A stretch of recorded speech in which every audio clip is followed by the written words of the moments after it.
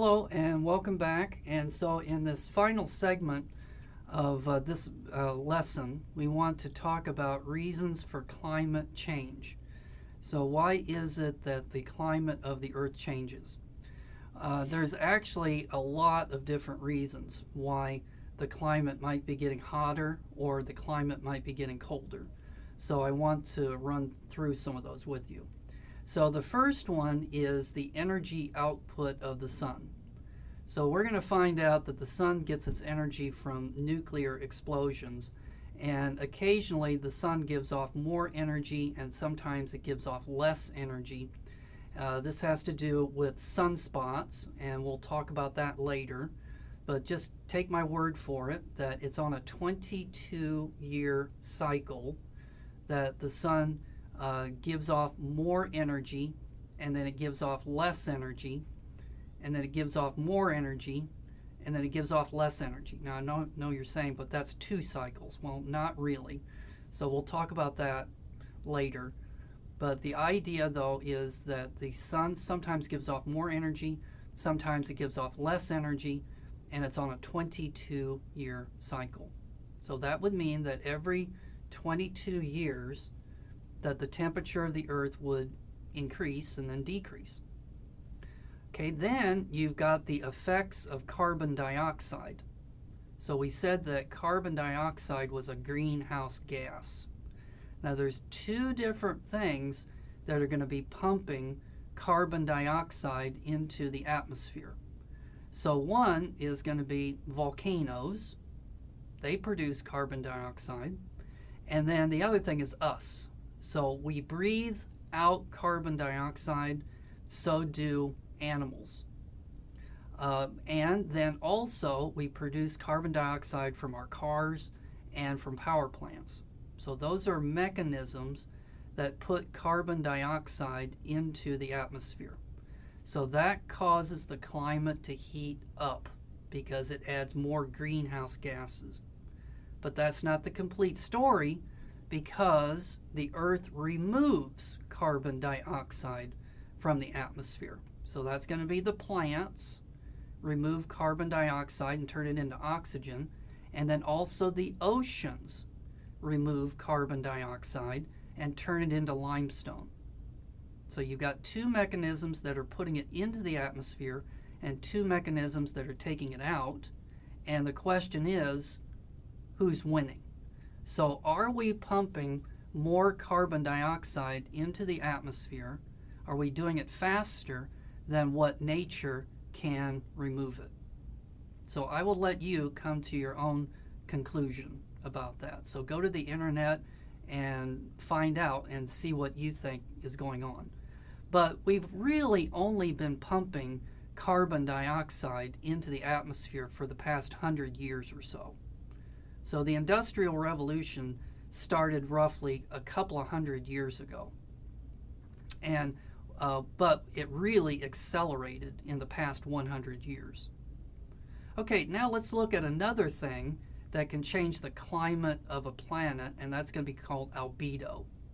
And what this means is that ice reflects sunlight better than what water and land do. So that if, let's say, here is land, and sunlight is coming in on it, what's going to happen is, since land is not as shiny, it's going to absorb some of this energy. The same thing for water. So water will also absorb light. But ice, on the other hand, is shiny. So that when light comes in and it hits ice, it tends to bounce off and go back into outer space. So that would mean that whenever you got lots of ice, it's going to be colder. So you can see that this could make for a runaway ice age. So let's pretend that it starts to get cold. Then as it gets colder, it's going to snow more, which means it's going to make more ice.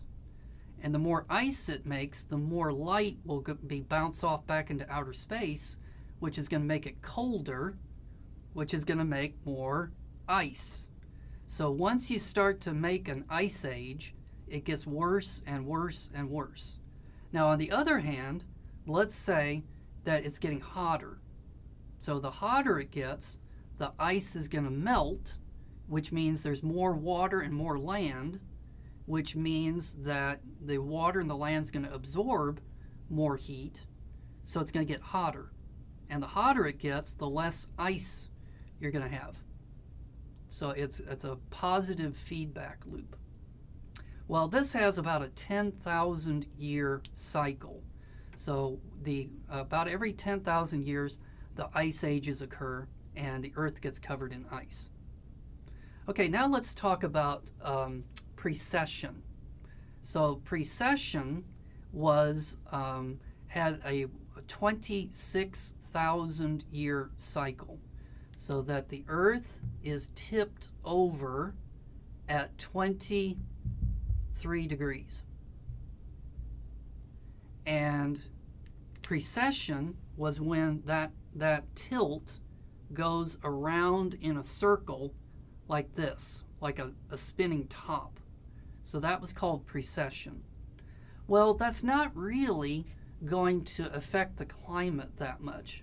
Now, what it is going to affect is when do you have summer and when do you have winter. So the timing of the seasons would change depending on the spin or this precession thing that's going on, but it really wouldn't affect the climate. Okay, but the one that's next to it there is the tilt, and we said that the Earth's tilt does change. So that currently it's at 23, but it can change by about 5 degrees this way and about 5 degrees this way. So it goes from 28 degree tilt to 18 degree tilt.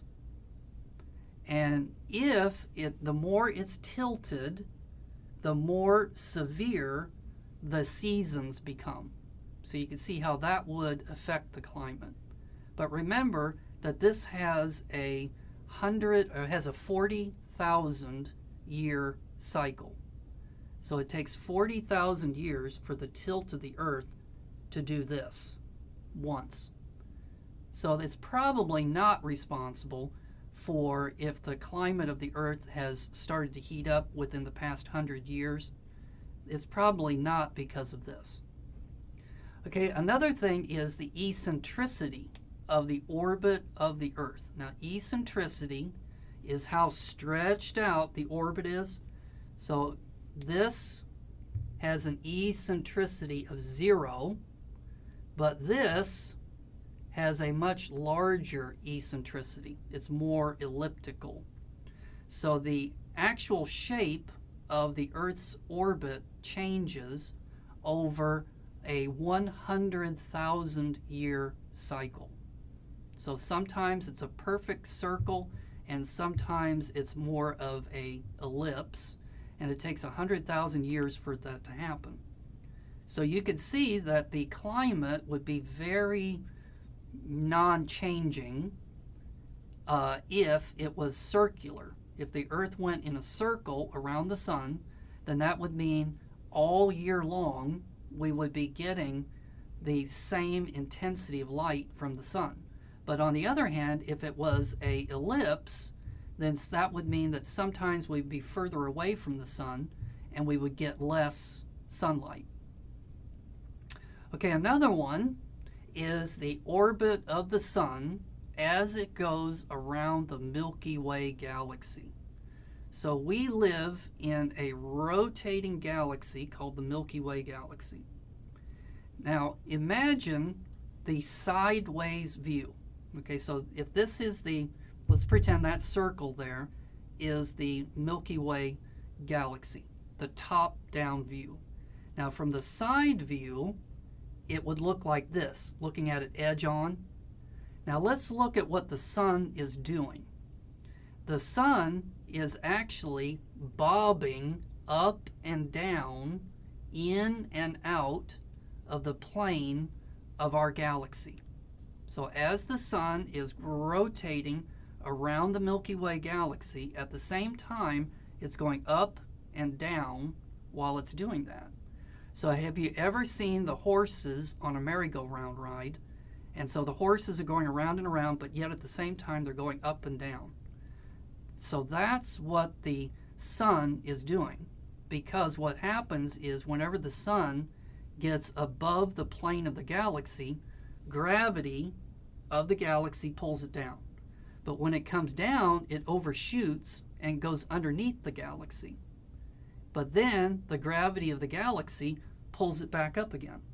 So it's kind of like it's on the end of a spring and it's going up and down. Well, what has this got to do with the weather?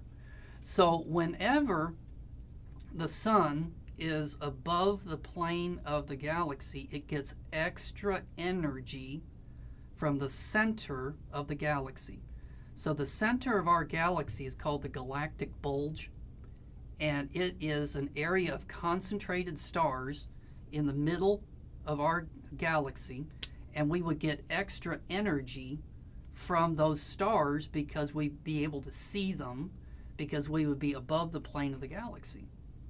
But when we're in the plane of the galaxy, we're shielded by all of the material that's in between us and the center of the galaxy. So that would mean that you get extra energy when the sun's up here, and it would be hotter, but then you wouldn't get so much energy when you would be in the plane of the solar system. Well, how long does it take for the sun to bob up and then down one time? 10 million years.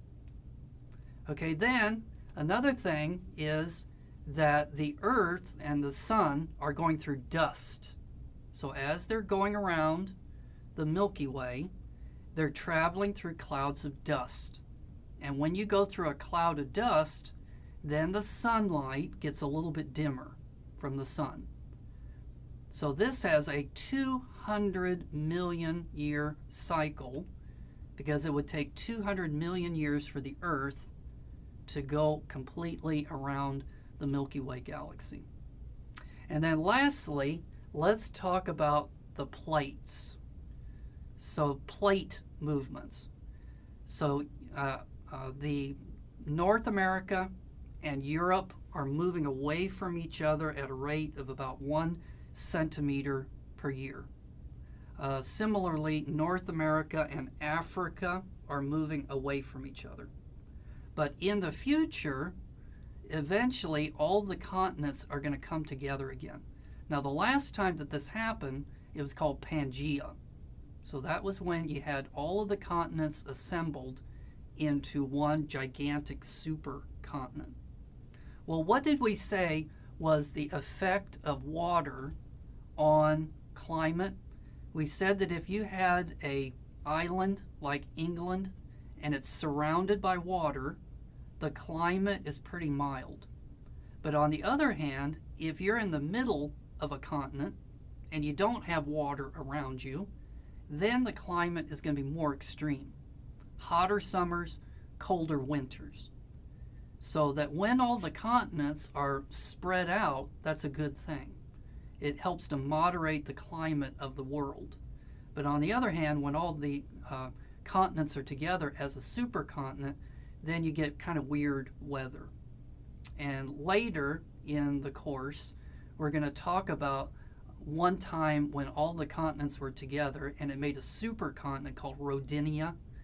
And that supercontinent caused the global ocean currents to be disrupted, which triggered an ice age that was so severe that we think that the entire oceans were frozen to a depth of 1 mile, or a depth of like 1.6 kilometers. So if you can imagine that. Okay, so that's weather. So we'll come back in one more segment and we're going to talk about the quiz.